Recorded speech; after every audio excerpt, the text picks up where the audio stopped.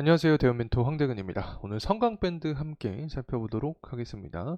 현재 환율이 다시금 상승을 해주고 있습니다. 그만큼 안전자산에 대한 수요가 증가를 해주고 있다. 자, 이렇게 설명을 드릴 수 있을 것 같은데, 환율이 상승하면 대표적인 수혜가 여러 가지 업종들이 있죠. 조선 그리고 기자재, 혹은 해운이나 방산 관련된 종목들을 뽑을 수 있을 것 같습니다. 현재 업황적인 부분이 굉장히 탄탄하게 받쳐져 있기 때문에 조선 기자재 관련된 종목들의 순환매가 발생을 하고 있다. 자, 이렇게 말씀을 드릴 수 있을 것 같습니다. 실제로 하반기 실적을 주도로 할 수 있는 종목이 조선주라고 나오고 있는데, 성강밴드 같은 경우 영업이익률을 거의 두 자릿수를 계속해서 유지를 해주고 있습니다. 엄청난 거죠. 그래서 실적 관련된 종목으로 엮이면서 강한 상승 모멘텀이 나와줄 수 있지 않을까 생각을 하고 있습니다. 그리고 현재 미국의 대선이 있는데, 이 대선 전 첫 토론이 곧 열립니다. 이런 상황에서 레바논의 이 전면전에 대한 이야기가 나와주고 있는 상황인데, 결국에 정치적인 측면 그리고 전쟁에 대한 부분은 엮여 있을 수밖에 없다라고 설명을 드렸었죠. 그래서 관련된 내용 함께 체크를 해보면서 성광밴드 주가에 어떤 영향을 줄 수 있을지 알아보는 시간 갖도록 하겠습니다.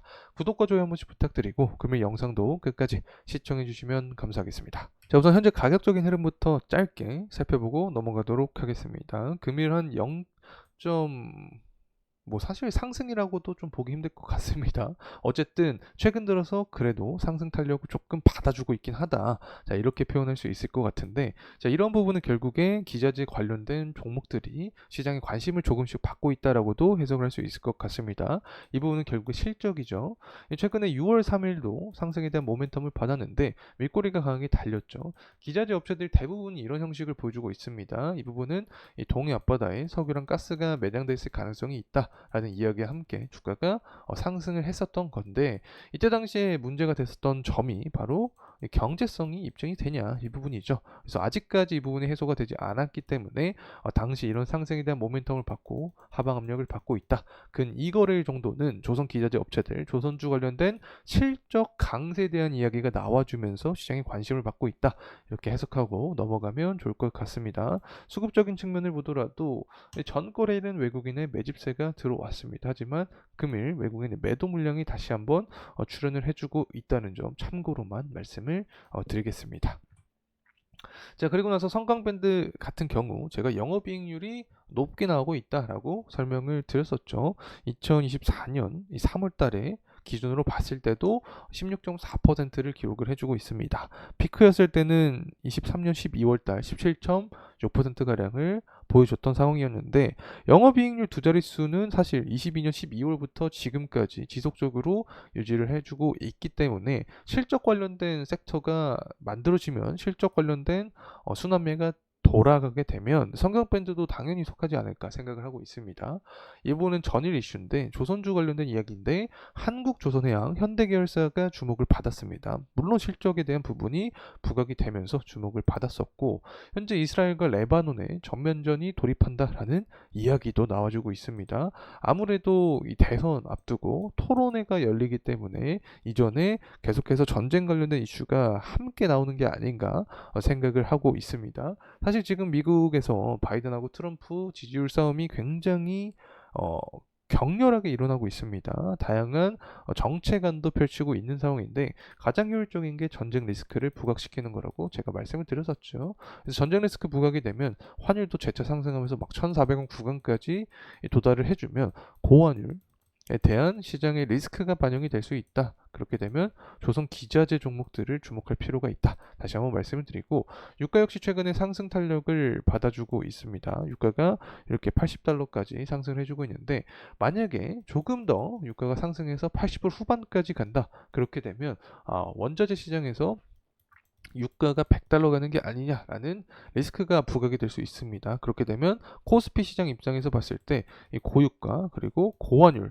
이 두 가지 측면이 부각이 되면서 기자재 업체들에 대한 순환매가 다시 한번 강하게 열릴 수 있다. 자, 이렇게 말씀을 드릴 수 있겠고, 유가가 이렇게 상승하기 위해서는 결국에 제조업 지표가 좀 잘 나오는 모습을 보여줘야 됩니다. 7월 1일 같은 경우에 수요적인 측면을 이야기할 수 있는 게 바로 제조업 지표인데, 미국의 제조업 지표가 5월 달과 6월 달과는 다른 모습으로 좀 잘 나오는 모습을 보여주면 수요가 탄탄할 확률이 있겠구나. 그럼 유가 역시 상승 탄력을 받을 가능성이 높아진다는 점 말씀을 드립니다. 그렇게 되면 어쨌든 원달러 환율이 다시금 상승을 해주면서 2024년 4월 달과 같은 비슷한 패턴의 모습을 보여준다. 그렇게 되면 1400 구간까지도 도달을 할 수 있게 되는 거죠. 그렇게 되면 시장 전반적으로 지수는 하락할 수 있게 되지만 이러한 상황에서도 상승을 할 수 있는 종목들은 분명히 존재한다. 삼강밴드는 여기에 속할 가능성이 높다. 이렇게 말씀을 드리고 실적 역시 베이스가 되기 때문에 어떤 시장의 수요가 존재하지 않을까 개인적인 의견을 드립니다. 자, 이제 다시 한번 가격적인 흐름세 살펴보려고 하는데 먼저 재무적인 측면 보도록 하죠. 이 삼각밴드 같은 경우에 최근에 조정이 되긴 했습니다. 그래서 하향 조정이 되긴 했는데 어쨌든 24년을 넘어서 25년까지 보게 되면 매출과 영업이익이 증가할 전망을 합니다. 그리고 나서 EPS도 증가할 것으로 예상을 하고 있고 ROE 자기자본 이익률도 24년 대비해서 25년까지 상승할 전망을 하고 있죠. 그리고 나서 이제 PBR 측면 보도록 하겠습니다. 0.58, 0.54, 1보다 밑에 있죠. 굉장히 PBR이 저평가되어 있다라고도 해석을 할 수 있을 것 같습니다.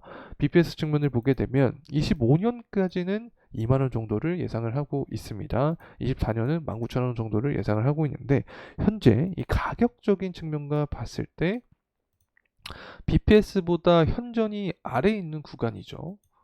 성곽밴드 같은 경우 때문에 어떤 밸류적인 측면이 부각이 되면 성곽밴드가 주목이 될 수 있다는 점 참고로 말씀을 드립니다. 지금까지 뭐 사실 성곽밴드가 주가가 상승했던 시기를 보게 되면 항상 패턴이 똑같았습니다. 22년 당시에도 마찬가지고 최근에 주가가 상승했던 시기를 보더라도 항상 조선 관련된 사이클 이슈가 부각이 되면서 성곽밴드 주가도 상승하는 모습을 보여줬기 때문에 결국에 하반기 시장의 주도주가 과연 조선 테마가 되면서 조선이 시장을 이끌 수 있을지 자, 이 부분을 우리가 키포인트로 삼아야 되지 않을까 개인적으로 생각을 하고 있습니다. 그리고 나서 이제 주봉의 흐름상 조금 더 크게 보게 되면은 성광밴드 같은 경우 6월 3일 날 윗꼬리가 좀 출현을 했죠. 당시에 동해 석유랑 가스가 매장되어 있을 가능성이 있다라는 소식과 함께 121승 구간에서 맞고 떨어지는 모습을 보여줬습니다.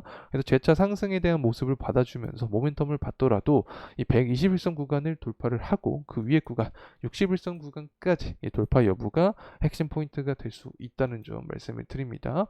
61승 구간을 돌파를 하게 되면 23년 형성이 되었던 이 고가 구간에 대한 돌파 여부가 중요 포인트로 작용이 될 수 있겠죠. 자, 이상으로 이 성광밴드에 대한 영상 마무리하도록 하겠습니다. 금일 시간이 도움이 되셨다면 구독과 좋아요 부탁드리겠습니다. 감사합니다.